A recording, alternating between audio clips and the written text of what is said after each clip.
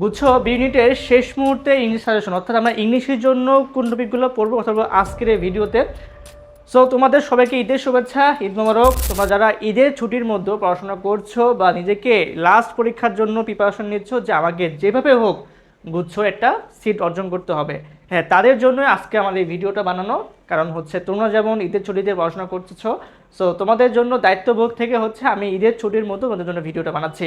So আজকের এই ভিডিওটা মোটামুটি হচ্ছে আমার বিগত অভিজ্ঞতা থেকে আলোকে করা, যে গুচ্ছর জন্য ইংলিশের লাস্ট মুহূর্তে আমরা কোন টপিকগুলো রিভিশন করবো বা যেগুলো খুব গুরুত্বপূর্ণ টপিক।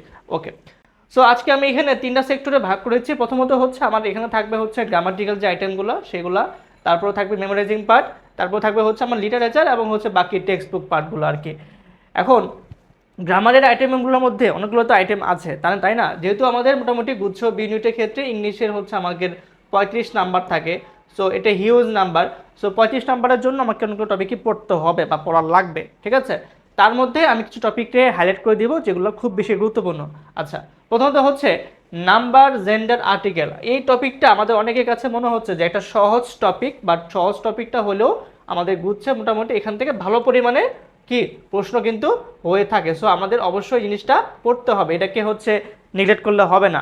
আচ্ছা, পরবর্তী যে জিনিসটা সেটা হচ্ছে আমাদের নাউন অ্যান্ড ডিটারমিনার। এই নাউন অ্যান্ড ডিটারমিনার থেকে নাউনের জিনিসটা পরীক্ষা আমাদের বেশি আসতে দেখা দিয়েছে, যে নাউনের মধ্যে দেখা গেছে যে এটা কী ধরনের নাউন বা এটা কী ধরনের পার্টস অফ স্পিচ, সেই জিনিসটা। সো আমরা নাউন ডিটারমিনার দুইটা পার্টি পড়ে যাব, ঠিক আছে। আচ্ছা, প্রোনাউনের ক্ষেত্রে এটা আমরা জাস্ট দেখে যাব, প্রোনাউনের ক্ষেত্রে আমরা ইউজেসটা দেখে যাব, এটা আসলে যে ইউজেসগুলো বা প্রোনাউন যে প্রকারগুলো আছে সেগুলো, ঠিক আছে। সাবজেক্ট ভার্ব এগ্রিমেন্ট, এই টপিকটা অনেক বেশি গুরুত্বপূর্ণ। সো এটা কোনো রকমে ভুল করা যাবে না বা বাদ দেওয়া যাবে না। সাবজেক্ট ভার্ব এগ্রিমেন্ট সাথে হচ্ছে আমাদের রাইট ফর্ম ওর ভার্ব, এই দুটো জিনিসই আমাদের জন্য বেশি গুরুত্বপূর্ণ। সো রাইট ফর্মগুলো কিন্তু আমাদের ব্যতিক্রম ধর্মী যেগুলো আছে না, যেগুলো হলো স্পেশাল ইউজগুলো আছে বা একটু ব্যতিক্রম ধর্মী জিনিসগুলো আছে, আমরা এগুলোতে বেশি ফোকাস করব, ঠিক আছে। আচ্ছা, এরপরে পার্টটা হচ্ছে আমাদের টেন্স এবং সিকোয়েন্স অফ টেন্স। এটা মোটামুটি সব জায়গায় প্রশ্ন হয়, বাট কখনো একটা কখনো দুইটা, বাট অন্য সময় হয় না, বাট এটা আমরা পড়ে যাব, ঠিক আছে। অ্যাডজেক্টিভ অ্যাডভার্ব এটার মধ্যে দেখে যাব, ট্যাগ কোশ্চেন মাঝে মধ্যে বুঝছে আসে। ন্যারেশনটা এটা প্রতি বছর আসতে দেখা দিয়েছে, সো আমরা ন্যারেশনটাকে অনেক ভালো মতো গুরুত্ব দিয়ে পড়বো, ঠিক আছে। আচ্ছা, তারপরে হচ্ছে ভয়েসটা অনেক বেশি গুরুত্বপূর্ণ আমাদের গুচ্ছে পরীক্ষার জন্য।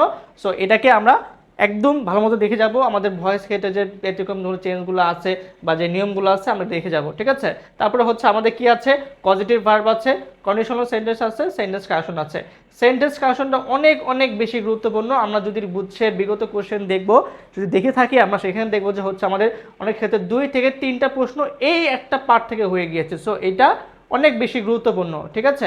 সেন্টেন্স কারেকশনের মধ্যে এখানে আমার কোনো একটা বাক্য থাকতে পারে, কোনো ওয়ার্ড থাকতে পারে, বাট কারেকশন করতে পারে এক কথায়, ঠিক আছে। সো এখানে হচ্ছে আমাদের গ্রামাটিক্যাল অনেকগুলো আইটেমকে মাথায় নিয়ে আমাকে কিন্তু এই পার্টটা কাজ করতে হবে। সো আমি আবারও বলছি, নাম্বার, জেন্ডার, আর্টিকেলটা আমরা গুরুত্ব দিব, right form verbs, voice, sentence correction, এই জিনিসগুলোতে আমরা বেশি করে ফোকাস করব। আচ্ছা, এবার আসা যাক হচ্ছে আমাদের মেমোরাইজিং পার্টটা। সো মেমোরাইজিং পার্টগুলোর মধ্যে গুচ্ছের সব থেকে বেশি জিনিসটা আসে সেটা হচ্ছে ওয়ান ওয়ার্ড সাবস্টিটিউশন। এখান থেকে অনেক বেশি প্রশ্ন, অর্থাৎ যেটা বাংলা বলি এক কথায় প্রকাশ, একটা বাক্য থাকে, এটা এক কথায় প্রকাশ ফুল ফর্মটা কী হবে বা কাকে কী বলা হয়, এই জিনিসগুলো পরীক্ষায় প্রথমে বেশি আসে, ঠিক আছে। আচ্ছা, তারপরে হচ্ছে ফ্রেজ অ্যান্ড ইডিয়মস, এটাও গুচ্ছে আসতে দেখা গিয়েছে। তারপরে গ্রুপ ভার্ব, ভোকাবুলারি তো এটা সব জায়গায় লাগে, যেমন সিনোনিম, অ্যান্টোনিম, এটা তো সব জায়গায় লাগে। তবে এর থেকে বেশি গুরুত্বপূর্ণ হচ্ছে আমার অ্যাপ্রোপ্রিয়েট প্রিপোজিশন, এটা অনেক বেশি আসে, ঠিক আছে। এটা কোনটা, অ্যাপ্রোপ্রিয়েট প্রিপোজিশন, যে এই পার্টটা আছে এটা অনেক বেশি গুরুত্বপূর্ণ, ঠিক আছে। আচ্ছা, তারপরে পার্টটা হচ্ছে আমার অ্যানালজি। অ্যানালজিটা হচ্ছে এটা মাঝে মধ্যে গুচ্ছ আসে। তবে আবারও বলছি, সবথেকে বেশি গুরুত্বপূর্ণ হচ্ছে আমার one word substitution, phrase and idioms, এবং সাথে হচ্ছে আমার নর্মাল যে ভোকাবুলারিগুলো আছে, সিনোনিম, অ্যান্টোনিম তো আমাদের লাগবে। আচ্ছা, তারপরে যে পার্টটা সেটা হচ্ছে আমাদের লিটারেচার পার্ট থেকে আমাদের কী কী লাগবে। দেখো, লিটারেচার পার্ট থেকে হচ্ছে লিটারি টার্ম, বিভিন্ন ধরনের টার্ম আছে, যেমন সিমিলি, মেটাফোর, এই জিনিসগুলো হচ্ছে আমাকে এখানে লাগবে। এর সাথে হচ্ছে আমাকে রাইটার, বিভিন্ন ধরনের যে রাইটারগুলো আছে না আমাদের বইয়ের মধ্যে, ঠিক আছে, যেমন ধরো লং স্ট্যান্ড ইউজেস, এটা গত 2বার পরীক্ষা আসলে বুঝছে, ঠিক আছে। সো এই ধরনের যে রাইটারগুলো আছে যেগুলো আমাদের টেক্সট বুকের মধ্যে আছে, এই টেক্সট বুক বেসড রাইটারগুলো আমাকে অবশ্যই আমাদের দেখতে হবে, ঠিক আছে। আর এছাড়া হচ্ছে আমাকে গুচ্ছে প্রতি বছর প্যাসেজ থেকে প্রশ্ন হচ্ছে। সো এই প্যাসেজটা অনেক সময় আনসিন অথবা আমাদের টেক্সট বুকের বাইরে আসে। সো এই প্যাসেজ থেকে মোটামুটি হচ্ছে আমাদের 3 থেকে 4টা প্রশ্ন হয়, যেমন এই প্যাসেজটা কী নিয়ে বলতেছে বা কী নিয়ে আলোচনা করতেছে বা কোনটাকে বেস্ট রিপ্লেস করবে, কোন ওয়ার্ডটা বা কোন বাক্যটা, এই জিনিসগুলো বেশি আসে, ঠিক আছে। এর মধ্যে একটা হচ্ছে ট্রান্সলেশন, এটা গুচ্ছের গত কয়েক বছরের মধ্যে 3-4 বার এসেছে। সো ট্রান্সলেশনগুলো হচ্ছে আমাদের বিভিন্ন বাক্য দিবে, বাক্য হচ্ছে বাংলা বা ইংলিশটা হচ্ছে আমাকে অনুবাদ করতে হবে, ঠিক আছে। সো মোটামুটি এই হচ্ছে আমার গুচ্ছের ইংলিশের জন্য গুরুত্বপূর্ণ টপিকগুলো, যেগুলো হচ্ছে আমরা লাস্ট মুহূর্তে পড়ে যাব। এবং আমি কিন্তু অলরেডি আমার আগের ভিডিওতে বলেছিলাম যে আমরা এই যে সময়টা আছে প্রথম কয়েকদিন আমরা নতুন কিছু পড়া লাগলে পড়ি, অর্থাৎ এই টপিকগুলোর মধ্যে যেগুলো আমার বাকি আছে বা গ্যাপ আছে, পড়ি নাই, পারি না, এটা আমরা দেখে যাব, ঠিক আছে। এবং শেষ কয়েকদিন যাতে আমরা প্র্যাকটিস করব, অর্থাৎ আমরা এখন যখন পড়তেছি আমাদের কাজ হচ্ছে এই টপিক থেকে যে প্রিভিয়াস কোশ্চেনগুলো আছে, হ্যাঁ, যে প্রিভিয়াস কোশ্চেনগুলো আছে আমি এগুলো দেখে যাব।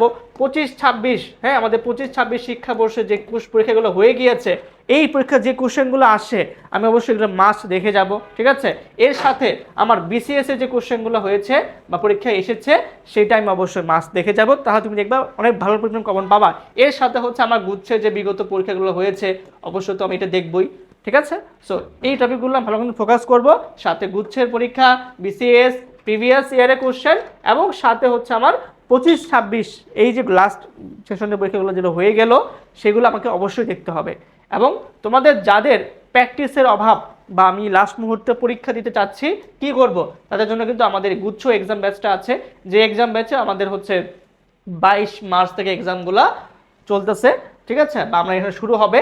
সো আমরা চাইলে এখানে এক্সাম অংশগ্রহণ করতে পারি, যেখানে মাত্র 299 টাকা কোর্স ফি দিয়ে আমরা এখানে 10 সেট গুচ্ছের জন্য পূর্ণাঙ্গ মডেলটি অংশগ্রহণ করতে পারবো, নিজেকে জানাই নেওয়ার জন্য যে আমি কতটুকু পড়েছি বা প্রিপারেশন লেভেলে কতটুকু। সো আই হোপ তোমরা এই ভিডিওটা অবশ্যই দেখবা, ভালো মতো টপিকগুলো রিভিশন করবা। আমি আমার নেক্সট ভিডিওগুলোতে হচ্ছে বাংলা এবং জিকে সাজেশনগুলো দিব, এবং এর আগে ভিডিওতে আমি 14 দিনের একটা প্ল্যান ভিডিও দিয়েছি, তোমরা অবশ্যই এটা দেখবা। এবং শেষ মুহূর্তে ভাইয়া টেনশন না করে বাসায় সময় দাও, নিজেকে সময় দাও, যা পড়েছো রিভিশন করো। যারা আমাদের গুচ্ছ ব্যাচে ছিলা, গুচ্ছ ব্যাচে যে ক্লাসগুলো হয়েছে, যে পিডিএফগুলো হয়েছে সেগুলো করো। এবং শেষ মুহূর্তে আমাদের ম্যারাথন ক্লাস হবে 26 তারিখ থেকে 1 এপ্রিলের মধ্যে, 26শে মার্চ থেকে 1 এপ্রিলের মধ্যে আমাদের ক্লাসগুলো হবে, ক্লাসগুলো অবশ্যই করবা। ইনশাল্লাহ তুমি একটা বেস্ট পরীক্ষা দিবা আমাদের গুচ্ছ পরীক্ষাতে। সো তোমার এই লাস্ট পরীক্ষা হতে যাচ্ছে একটা বেস্ট অপশন। সবার জন্য শুভকামনা থাকছে। আল্লাহ হাফেজ, আসসালামু আলাইকুম, এবং সবাইকে ঈদের শুভেচ্ছা, ঈদ মোবারক।